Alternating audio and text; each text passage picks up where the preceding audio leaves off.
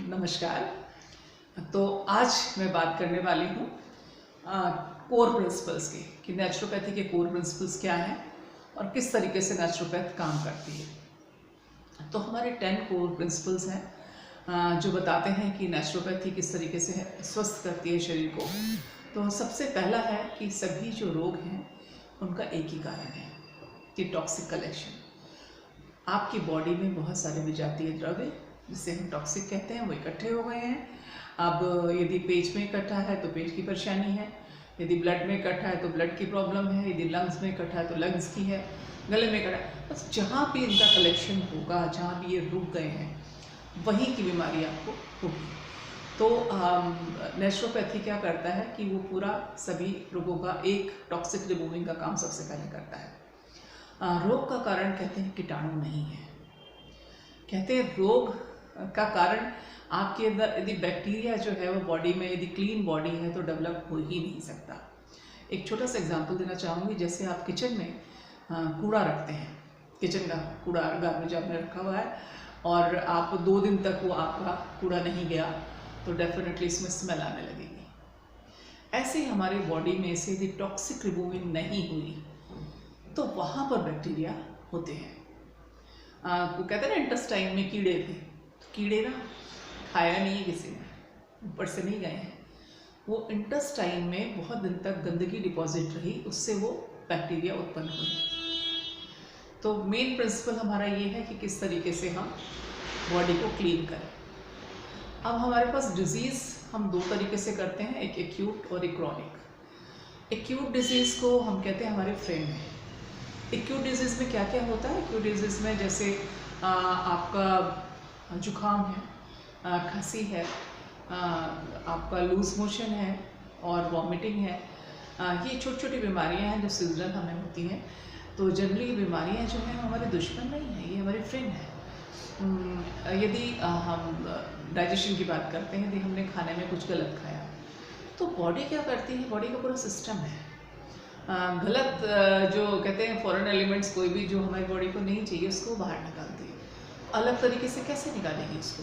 Vomiting के form में। आपने कुछ ऐसा है जो ऑलरेडी ख़राब था, आपने खा लिया, अब आपको नहीं पता चला, लेकिन हमारे यहाँ पता है कि उसको बॉडी को सिस्टम वॉमिटिंग के थ्रू। अब यदि वॉमिटिंग आपको आ रही है तो हमारी कोशिश ये होनी चाहिए कि हम पहले, चूँकि बॉडी अपनी क्लिनजिंग खुद कर रही है तो हम उसे सपोर्ट करें, ना कि हम टैबलेट खा के उसको वहीं पर रोक दें। यदि आपने कंप्रेस किया तो फिर वो डिजीज़ बनेगा। यदि लूज मोशन आ रहा है तो लूज मोशन को क्लीन होने दीजिए। आप किसी न किसी रीज़न से आपके डाइजेशन में बहुत गंदगी इकट्ठी है और बॉडी इसको क्लीन कर रही है, आप उसे क्लीन होने दीजिए। तो ये जो आपके एक्यूट डिजीज़ है वो हमारे फ्रेंड हैं, वो बॉडी को दोबारा बॉडी अपने को प्रॉपर हेल्दी करने के लिए इस तरीके से काम कर रही है। आप उसे होने दें, उसको सपोर्ट करें। बहुत लाइट खाना खा के, बहुत सारा पानी पी के, अपने को हाइड्रेट करके, आप रेस्ट करके बॉडी को आप अपने डिजीज़ को क्योर कर सकते हैं। इवन बुखार भी जो सीजनल फीवर है वो क्यों आ रहा है? क्योंकि बॉडी का इंटेस्टाइन का टेम्परेचर हाई हो गया है। अब बॉडी उसको रिमूव करना चाहती है, तो आप बहुत सारा पानी पिए, बॉडी को ठंडा करें, लाइट खाना खाएँ और न्यूट्रिशन ज़्यादा लें, आप डाइजेशन पे प्रेशर कम डालें तो आप वापस आप हेल्दी हो सकते हैं। अब सब चौथा जो कोर प्रिंसिपल हमारा है कि प्रकृति खुद प्रिंसिपल है, चिकित्सक है। डॉक्टर हमारा बॉडी खुद अपने को ठीक करने की हीलिंग कैपेसिटी रखता है। यदि हम उसके कोर प्रिंसिपल्स पे काम करें, उसे सपोर्ट करें तो वो बहुत जल्दी अपने को हेल्दी करना चाहता है। हमारा बस क्या चीज़ होता है कि हम उसे कंप्रेस कर देते हैं और हम उसे सपोर्ट नहीं करते। तो यहाँ मैं छोटा सा एग्जांपल बताना चाहूँगी कि मान लीजिए बॉडी का पूरा बहुत कंप्लीट सिस्टम है। नाक पे यदि कुछ हमारा गलत फॉरेन एलिमेंट जाता है तो हमें छींक आती है, बॉडी उसको छींक के साथ बाहर निकाल देती है। यदि डाइजेशन में कुछ गया तो वॉमिटिंग के साथ बाहर जाएगा। और यदि हमें हमारे कहीं ब्लीडिंग होती है, कहीं चोट लग गई है तो ब्लड अपने आप ही क्लॉट करता है, हम उसके लिए कुछ मेडिसिन नहीं यूज़ करते। यदि कहीं से हड्डी हमारी टूटी है, फ्रैक्चर है, तो वो बोन अपने आप ही जुड़ना शुरू हो जाती है। बस सपोर्ट क्या करना होता है? यदि हमारी हड्डी टूट गई है हम उसे सही तरीके से रख के हमें उसको सपोर्ट देना होता है कि वो गलत तरीके से ना जुड़े। क्योंकि जैसे बोन फ्रैक्चर होती है ना, उसमें एक सीरम डिस्चार्ज होता है, गम की तरह होता है, दूसरी हड्डी को जोड़ देता है। तो हड्डी 24 घंटे के अंदर खुद ही अपने को जोड़ लेती है यदि हम उसको प्लास्टर, डॉक्टर क्या करते हैं, डॉक्टर तो प्लास्टर के थ्रू से सपोर्ट करते हैं कि जुड़ती हड्डी अपने आप ही है। और फिर हमारा जो कहते हैं कि आपकी जो हमारी क्रॉनिक डिजीज़ हैं उनको ठीक होने में थोड़ा सा टाइम लगता है। यदि आप 25 साल, 10 साल, 15 साल से बीमार हैं तो इंस्टेंट एक दिन में वो आपकी डिजीज़ ठीक नहीं होगी। बेनिफिट फील होने लगेगा, लेकिन आपको धीरे धीरे वो बॉडी में से जो इतने सारे आपके टॉक्सिक एक्यूमुलेटेड हैं वो निकलेंगे। और ऐसा नहीं कि पानी डाला, झाड़ू डाला, नहीं, क्लिनजिंग का एक प्रोसेस है, धीरे धीरे उस सिस्टम के थ्रू आप उसे क्लीन करेंगे।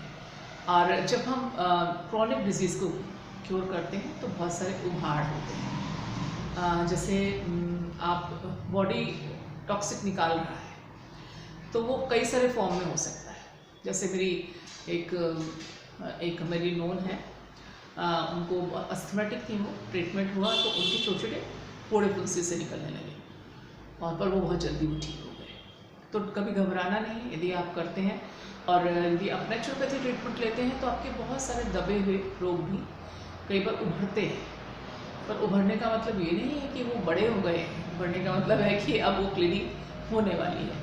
मान लीजिए आपने बहुत सारे एंटीबायोटिक खाए और आपका चेस्ट ब्लॉक है, आपका कफ वहीं ब्लॉक हो गया, लेकिन नेचुरोपैथ से आपने चेस्ट पैक लिया, आपने डाइट प्लान लिया, बहुत सारी चीज़ें ली, तो वो आपका कफ जो है निकलने लगा, आपको साउंड कर रहा है कि कफिंग हो रही है।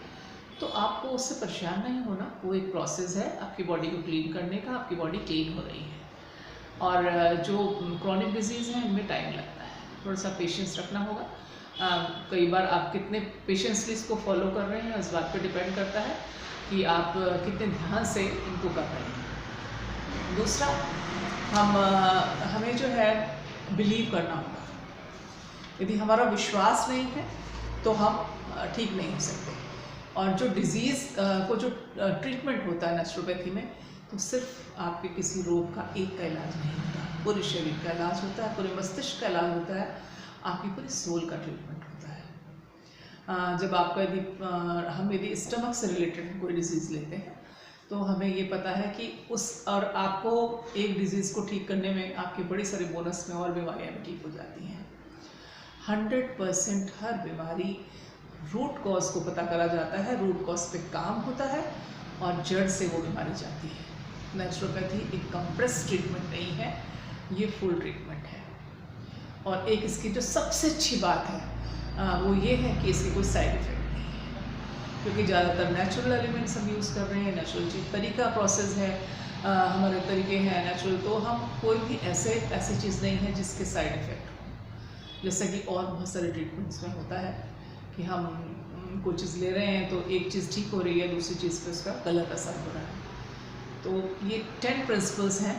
पहले दिन मैंने आपको बताया नेचुरोपैथी है क्या और किन 5 एलिमेंट्स पे हम काम करते हैं, और अब मैंने बताया वो जो 10 प्रिंसिपल्स जिन पे हम ट्रीट करते हैं अपनी डिजीज़ को। और हम हेल्दी रहने के लिए भी हम पर एक चीज़ तो मेन सूत्र है कि हम यदि हेल्दी लाइफस्टाइल रखते हैं, अच्छा खाते हैं और मेंटली हम अपने को स्ट्रेस फ्री रखते हैं और हम एक सोशल कम्युनिटी को बिलोंग करते हैं, टाइम से उठते हैं, टाइम से सोते हैं और हम बहुत ही हेल्दी लाइफस्टाइल जीते हैं, तो हम बीमारियों से दूर हो सकते हैं और हम एक लंबे टाइम तक स्वस्थ जीवन जी सकते हैं। नेचुरोपैथी में कहते हैं आपने पोषण, पाचन और शोधन 3 चीज़ें आपके शरीर में चलती हैं।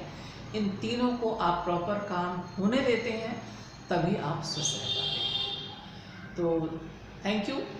ये था आज सेकेंड डे का सेशन और मुझे लगता है कि आपको क्लियर हुआ होगा। यदि कोई डाउट है तो आप ज़रूर इससे पूछ सकते हैं। Thank you.